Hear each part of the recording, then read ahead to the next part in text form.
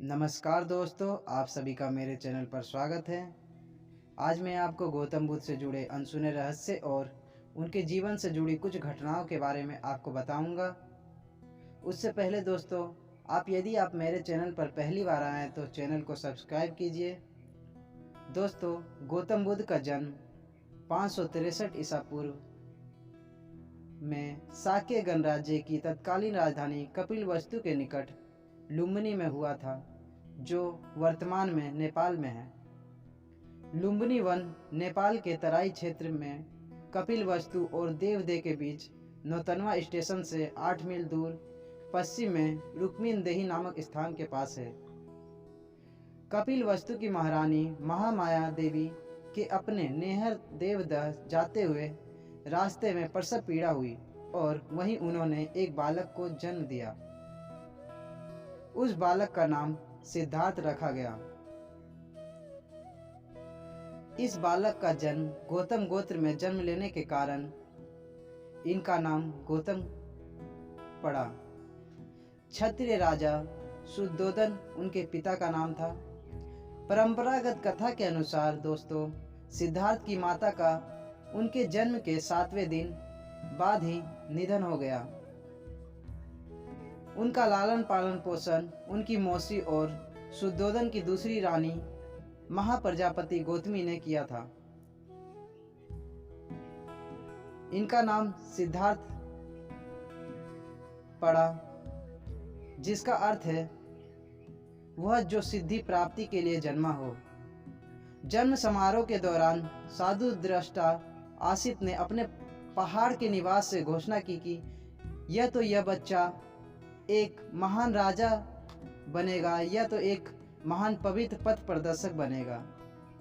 शुद्धोदन ने 5वें दिन एक नामकरण समारोह आयोजित किया और 8 ब्राह्मण विद्वानों को भविष्य पढ़ने के लिए आमंत्रित किया। सभी ने एक सी दोहरी भविष्यवाणी की कि बच्चा या तो एक महान राजा या एक महान पवित्र आदमी बनेगा। दक्षिण मध्य नेपाल में स्थित लुम्बिनी में उस स्थल पर महाराजा अशोक ने 3री शताब्दी ईसा पूर्व बुद्ध के जन्म की स्मृति में एक स्तंभ बनवाया था। बुद्ध का जन्म दिवस व्यापक रूप से थेरावदा देशों में मनाया जाता है। सिद्धार्थ का मन बचपन से ही करुणा और दया का स्रोत था। इनका परिचय उनके आरंभिक जीवन की अनेक घटनाओं से पता चलता है। घुड़दौड़ में जब घोड़े दौड़ते और उनके मुंह से झाग निकलने लगता तो सिद्धार्थ उन्हें थका जानकर वहीं रोक देता और जीती हुई बाजी भी हार जाते। खेल में भी सिद्धार्थ को खुद हार जाना पसंद था, क्योंकि किसी को हारना और किसी का दुखी होना उनसे देखा नहीं जाता था। सिद्धार्थ ने चचेरे भाई देवदत्त द्वारा तीर से घायल किए गए हंस की सहायता की और उनके प्राणों की रक्षा की। उनका शिक्षा और विवाह संबंधित बातें। सिद्धार्थ ने गुरु विश्वामित्र के पास वेद और उपनिषद की पढ़ाई की। साथ ही उन्होंने राजकाज, युद्ध विद्या की भी शिक्षा ली। कुश्ती, घुड़दौड़, तीर कमान, रथ हाँकने में कोई उसकी बराबरी नहीं कर पाता था। उनका 16 वर्ष की उम्र में ही सिद्धार्थ का कन्या यशोधरा के साथ विवाह कर दिया गया। पिता द्वारा ऋतुओं के अनुरूप बनाए गए वैभवशाली और समस्त भोग विलासों से युक्त महल में वे यशोधरा के साथ रहने लगे, जहां उनके पुत्र राहुल का जन्म हुआ। लेकिन विवाह के बाद उनका मन वैराग्य में चला गया और सम्यक सुख शांति के लिए उन्होंने अपने परिवार का त्याग कर दिया।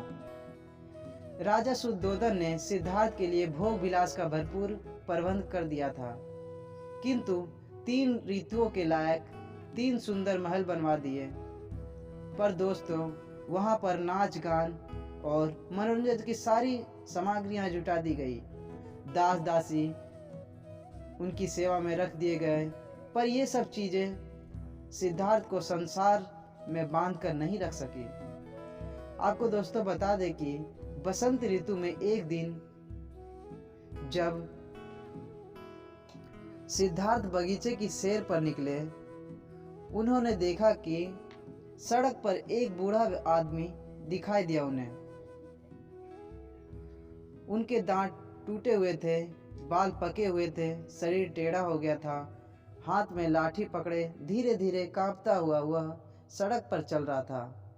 फिर उन्होंने दूसरा देखा कि एक कुमार जब बगीचे की सैर करने निकले तो उसकी आंखों के आगे एक रोगी आ गया। उसकी सांसें तेजी से चल रही थी, कंधे ढीले पड़ गए थे, बाहें सूख गई थी, पेट फूल गया था और चेहरा पीला पड़ गया था। दूसरे के सहारे वो बड़ी मुश्किल से चल पा रहा था। तीसरी बार उन्होंने सिद्धार्थ को एक अर्थी मिली। 4 आदमी उसे उठाकर लिए जा रहे थे। पीछे पीछे बहुत से लोग थे।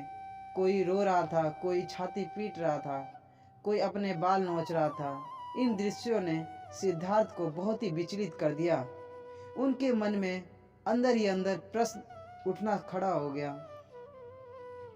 उन्होंने सोचा कि धिक्कार है ऐसी जवानी को जो जीवन को सुख सोख लेती है। धिक्कार है स्वास्थ्य को जो शरीर को नष्ट कर देता है। धिक्कार है जीवन को जो इतनी जल्दी अपना अध्याय पूरा कर देता है।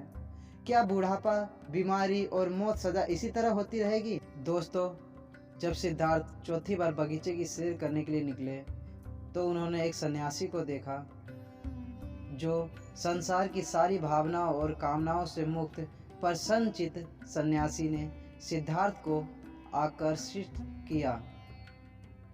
इस घटना के बाद उन्होंने अपनी सुंदर पत्नी यशोधरा, दूधमुंह राहुल और कपिलवस्तु जैसे राज्य का मोह छोड़कर सिद्धार्थ तपस्या के लिए निकल पड़े।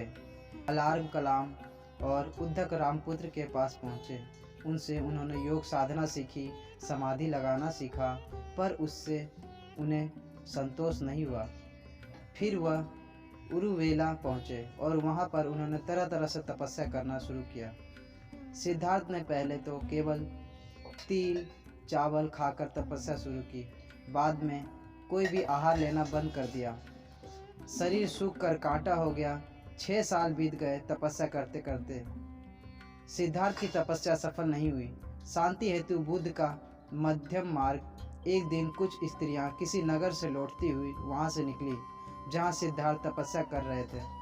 उनका एक गीत सिद्धार्थ के कान में पड़ा, बीना के तारों को ढीला मत छोड़ो।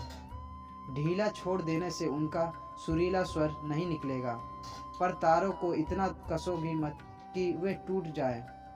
बात सिद्धार्थ को जच गई। वह मान गए कि नियमित आहार विहार से ही योग सिद्ध होता है। अति किसी बात की अच्छी नहीं। किसी की प्राप्ति के लिए मध्यम मार्ग ही ठीक होता है और इसके लिए कठोर तपस्या करनी पड़ती है। फिर उन्होंने सिद्धार्थ ने ज्ञान प्राप्ति के लिए उन्होंने बुद्ध के प्रथम गुरु अलार्म कलाम के पास गए, जिनसे उन्होंने संन्यास काल में शिक्षा प्राप्ति की। फिर 35 वर्ष की आयु में बैसाखी पूर्णिमा के दिन सिद्धार्थ पीपल वृक्ष के नीचे ध्यानस्थ हो गए। बुद्ध ने बोध गया में निरंजना नदी के तट पर कठोर तपस्या की तथा उसके बाद उन्होंने सुजाता नामक लड़की के हाथों खीर खाकर उपवास तोड़ा। वहाँ के समीपवर्ती गांव की एक स्त्री सुजाता को पुत्र हुआ। वह बेटे के लिए एक पीपल वृक्ष से मन्नत पूरी करने के लिए सोने के थाल में गाय के दूध की खीर भरकर पहुंची।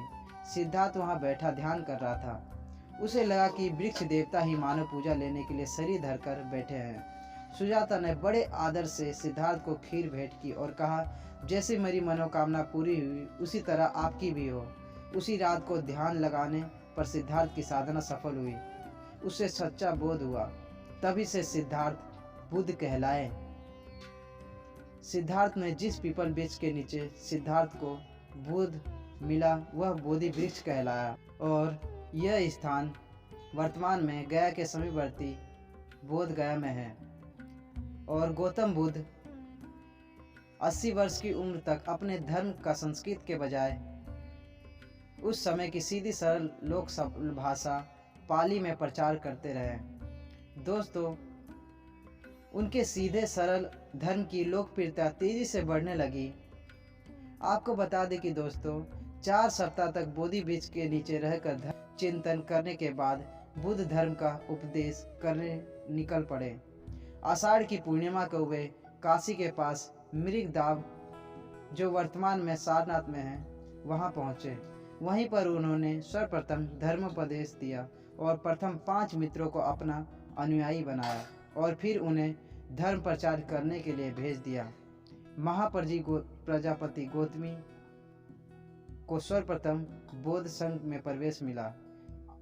उनके 5 शिष्य थे। आनंद बुद्ध का प्रिय शिष्य था। बुद्ध आनंद को ही संबोधित करने के अपने उपदेश देते थे। पाली सिद्धांत के महापरिनिर्वाण सूक्त के अनुसार 80 वर्ष की आयु में बुद्ध ने घोषणा की कि वे जल्द ही महापरिनिर्वाण के लिए रवाना होंगे।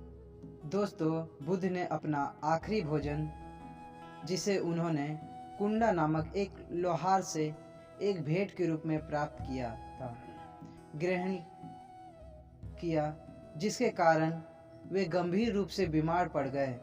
बुद्ध ने अपने शिष्य आनंद को निर्देश दिया कि वह कुंडा को समझाए कि उसने कोई गलती नहीं की है। उन्होंने कहा कि यह भोजन अतुल्य है। दोस्तों, आपको यह वीडियो कैसा लगा है कमेंट में ज़रूर बताएं। धन्यवाद।